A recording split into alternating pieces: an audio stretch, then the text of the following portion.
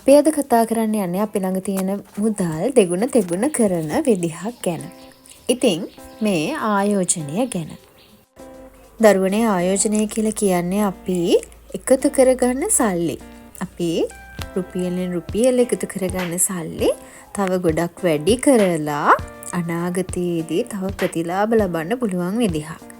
ඉතින් අපි ඉස්සෙල්ලාම ආයෝජනය කරන්න කලින් සල්ලි ටිකක් එකතු කරගෙන ඉන්න ඕනේ. ඊට පස්සේ මම කියන මේ ආයෝජන ක්‍රමවල ආයෝජනය කරොත් ඔයාලට පුළුවන් ඔයාලගේ සල්ලි ගොඩාක් වැඩි කරගන්න, ඒ සල්ලි වලින් ලොකු ප්‍රතිලාභ ගොඩක් ඇති කරගන්න. එහෙනම් ආයෝජනය කියලා කියන්නේ අපි එකතු කරගත්තු සල්ලි යම්කිසි ප්‍රතිලාභයක් බලාපොරොත්තුවෙන් කොතනක හරි යෙදවීමට තමයි ආයෝජනය කියලා කියන්නේ. ඔයාට පුළුවන් ඉතිරි කිරීමේ ගිණුමක ආයෝජනය කරන්න. ඉතිරි කිරීමේ ගිණුමක ආයෝජනය කරන්න හරිම ලේසි. ඔයාගේ සල්ලි ගිහිල්ලා රජයේ බැංකුවක හෝ හොඳ පිළිගත් බැංකුවක ඉතිරි කරන්න පුළුවන්. ඔයාට කැමති වෙලාවට ගන්න පුළුවන්, කැමති වෙලාවට සල්ලි දාන්නත් පුළුවන්. හැබැයි පොලිය චුට්ටක් අඩුයි. එතකොට තැන්පතු පොලිය ආදායම ලැබෙනවා. ත්‍යාග ලොතරැයි දිනුමැදින් වගේ දේවල් වලට සහභාගී වෙන්නත් පුළුවන්. සාමාන්‍යයෙන් අවදානම අඩුයි. හොඳ බැංකුවක් මේකට තෝරගන්න ඕනේ.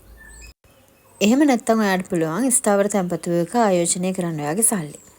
මේකත් සුරක්ෂිත ක්‍රමයක්. හැබැයි නිතර සල්ලි ගන්න, නිතර දාන්න බෑ. ස්ථාවර කාලයකට තමයි අපි මේ සල්ලි තැන්පත් කරන්නේ. නිශ්චිත පොලියක් තියෙනවා, නිශ්චිත කාල පරිච්ඡේදයකට තමයි තැන්පත් කරන්නේ. නිතර ගන්නෙ නැහැ. එතකොට ඉතුරුම් ගිණුමට වඩා පොලිය වැඩි. කල් පිරුණු පසු තමයි සාමාන්‍යයෙන් ගන්නෙ. හැබැයි හදිස්සි නම් අපිට කල් පිරෙන්න කලින් මේ සල්ලි ආයෙ ගන්න පුළුවන්. ස්ථාවර තැන්පතු සහතිකයක් අපිට හම්බෙනවා මේකෙදි. ඒ සහතිකයේ අපේට තියලා ණය මුදල් ගන්නත් පුළුවන්. මේක සුරක්ෂිත ආයෝජන මාර්ගයක් වෙනවා. ඉතිරි කිරීමේ හෝ ස්ථාවර තැන්පතු ගිණුමක ආයෝජනය කරන්න කැමති නැත්නම් ඔයාට පුළුවන් රත්තරන් බඩු ටිකක් ගන්න. ඒ වගේම නිවාස, යාන වාහන, ඉඩකඩම් මිලට ගන්න පුළුවන්. ඒකත් හොඳ ආයෝජන ක්‍රමයක්.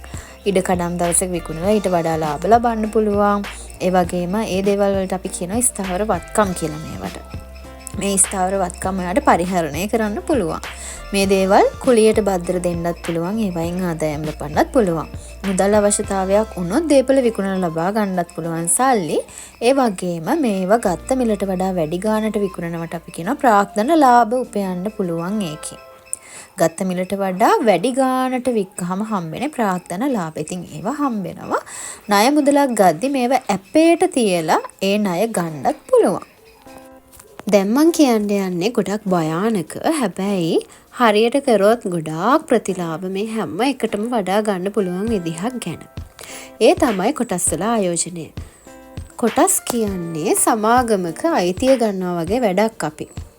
අපිට පුළුවන් සමාගම් වල අයිතිකාරයෙක් වෙන්න එයාලගේ කොටස් සල්ලි වලට අරගෙන. එතකොට එයාලගේ කොටසකට සාමාන්‍ය කොටස් ගත්තොත් සාමාන්‍ය කොටසක් ගත්තාම අපිට එයාලගේ අයිතියෙන් කොටසකුත් හම්බෙනවා. අපි සල්ලි දීලා ඒවා අරගෙන ඒ ව්‍යාපාරවල කොටස් වල මිල ඉහළ ගියාට පස්සේ අපි වෙනත් අයට ඒවා විකුණලා අපි ප්‍රාග්ධන ලාභත් ලබනවා. සාමාන්‍ය කොටස් ගත්තොත් ව්‍යාපාරයක එහෙම නැත්නම් සමාගමක අපිට අයිතිය හම්බෙනවා කියලා කිව්වනේ. එතකොට අපිට පුළුවන් ලාභාංශ ගන්න. ඒවා ගත්ත මිලට වඩා වැඩි ගාණට අනිත් අයට විකුණලා ප්‍රාග්ධන ලාභ ගන්නත් පුළුවන්. කොටස් ඕන වෙලාවක විකුණලා සල්ලි ගන්න පුළුවන්. ණය ගද්දී අපසුරුකම් විදිහට වෙන්න ඉදිරිපත් කරන්නත් පුළුවන්. අපිට සමාගම් වල ඡන්දය ප්‍රකාශ කරලා ඡන්දය භාවිත කරලා අධ්‍යක්ෂක මණ්ඩලයට පත් වෙන්න තීන්දුව తీරන ගන්නත් පුළුවන්කම ලැබෙනවා. සමාගම් වල කොටස් ගත්තොත් ඒ සමාගම් වල අයිතිකාරීත්වය දරන්නත් පුළුවන් වෙනවා. හැබැයි මේ කොටස් කියන්නේ හරිම අවදානම්. කොටස් වල මිල එක පාට පහළ ගියොත් එහෙම විශාල පාඩු දරන්නත් වෙනවා. කොටස් වල මිල ඉහළ යෑම පහළ යෑම එක හේතුන් මත රඳා පවතිනවා. ඒ හැම පාඩුවක්ම හැම ලාභයක්ම අපිට තනිව දරා ගන්නත් වෙනවා. කොටස් ගන්න විකුණන සියලුම කටයුතු මෙහෙයවන්නේ කොළඹ කොටස් හුවමාරුව මගින්. එතකොට මේ කොටස් ගනුදෙනු කොටස් වෙළඳපොළ අධීක්ෂණය විධිමත්ව වැඩ කරන එක හැමදේම බලන්නේ ශ්‍රී ලංකා විනිමය හා සුරැකුම්පත් කමිෂන් සභාව විසින්. මොනවා හරි කොටස් වෙළඳපොළ කටයුතු අකාර්යක්ෂමව අවිධිමත්ව අසාධාරණව වෙනවනම් මේ ආයතනය ඒ ගැන බලනවා. මේ කතා කරපු ටිකෙන් භයානකම එක කොටස්. හැබැයි බය නැති මේක තමයි මේ භාණ්ඩාගාර බිල්පත් කියන්නේ. ඉතින් මේක විභාගෙදි ගොඩක් වෙලාවට අහනවා. භාණ්ඩාගාර බිල්පත් කියලා කියන්නේ රජයට කෙටි කාලීනව සල්ලි අවශ්‍ය වුණාම, තව සල්ලි මදි වුණාම එහෙම රජය වෙනුවෙන් ශ්‍රී ලංකා මහ බැංකුව තමයි මේක නිකුත් කරන්නේ. රජයට සල්ලි එකතු කරලා දෙන්න. මාස 3න් 3ට 6න් 6ට අවුරුද්දෙන් අවුරුද්දට වගේ මේ භාණ්ඩාගාර බිල්පත් නිකුත් කරනවා. ඉතින් ඔයාලට කැමති නම් මේවා ගන්න පුළුවන්. හරිම ආරක්ෂිතයි. බය වෙන්න දෙයක් නැහැ. මොකද රජය සම්බන්ධ වෙන නිසා ආයෝජනය කරපු මුදල සම්පූර්ණයෙන්ම රජයේ වග කියනවා මේක හම්බෙනවා කියන එක. ඕනම අවස්ථාවක මේක මුදල් කරගන්න පුළුවන්. අපිට මේකෙදි ස්ථාවර ප්‍රතිශතයක් යටතේ පොලි ආදායමකුත් හම්බෙනවා. එතකොට රජය වෙනුවෙන් මහ බැංකුව නිකුත් කරන මේ භාණ්ඩාගාර බිල්පත් අපිට ගන්න ඕන නම් අපි මහ බැංකුවට නෙමෙයි යන්න ඕනේ. අපි යන්න ඕනේ බලපත්‍රලාභී වාණිජ බැංකුවකට. ඒ කියන්නේ මහජන බැංකුව, ලංකා බැංකුව වගේ බලපත්‍රලාභී වාණිජ බැංකුවකට ගිහින් අපිට භාණ්ඩාගාර බිල්පත් මිලට ගන්න පුළුවන්. එතකොට ඒ භාණ්ඩාගාර බිල්පත් අපි ගන්න බලපත්‍රලාභී වාණිජ බැංකු වගේ ආයතන වලට අපි කියනවා ප්‍රාථමික වෙළඳුන් කියලා. ප්‍රාථමික වෙළඳුන්ගෙන් තමයි මේවා අපි මිලට ගන්නෙ, මහ බැංකුවට ගිහින් නෙවෙයි. එතකොට මතක තියාගන්න මේවා නිකුත් කරන්නේ මාස 3න්, මාස 6න්, අවුරුද්දෙන් කල්පිරන විදිහට. හරි.